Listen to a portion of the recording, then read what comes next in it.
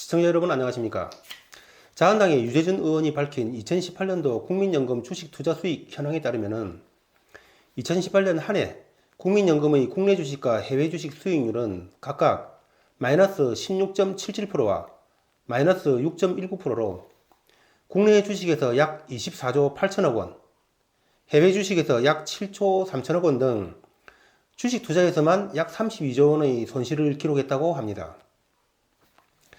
이는 세계 금융위기 이후 처음으로 10년 만에 마이너스 수익률이라고 합니다. 그런데 여러분, 2008년도 같은 경우에는 미국에서 시작된 모기지론 사태로 인해서 세계 금융위기가 와가지고 주식시장이 폭락을 하면서 불가피한 그런 상황이었지만은 그럼에도 불구하고 마이너스 정도의 손실이었지 이렇게 대규모의 손실은 아니었습니다. 통상적으로 국민연금 같은 경우에는 2008년도에 세계 금융위기를 제외하고는 꾸준히 4, 5% 정도의 수익을 장기적으로 내왔습니다.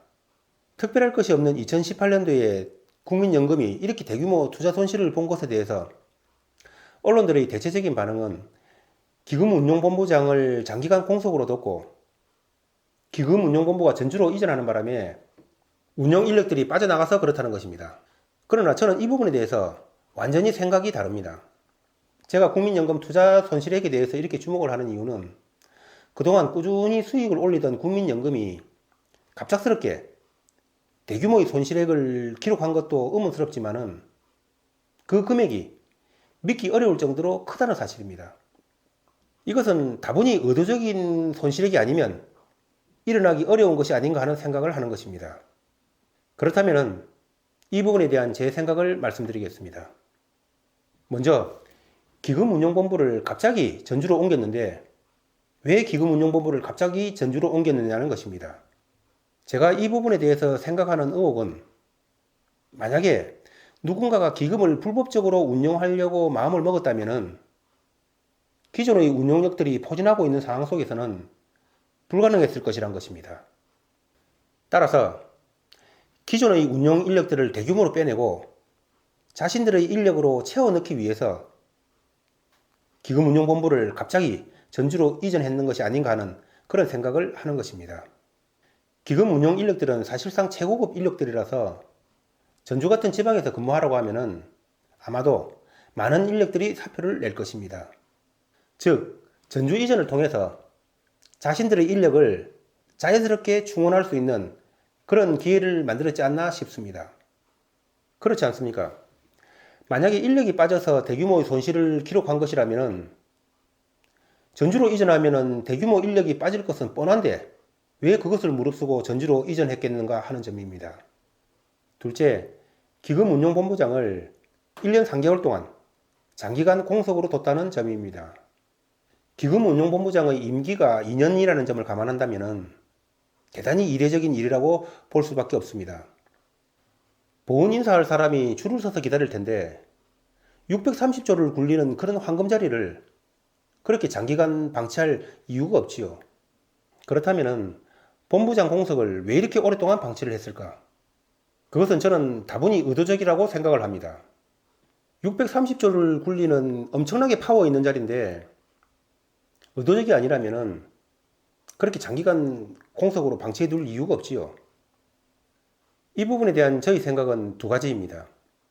하나는 국민연금 손실액이 발생한 사유가 본부장이 없어서 그렇다는 핑계거리를 만들어서 국민들의 눈을 가리기 위해서이거나 아니면 다른 하나는 본부장 바로 밑의 사람이 그들 사람인데 만약에 새로운 본부장이 온다면 그들의 일에 걸림돌이 될 것이기 때문입니다.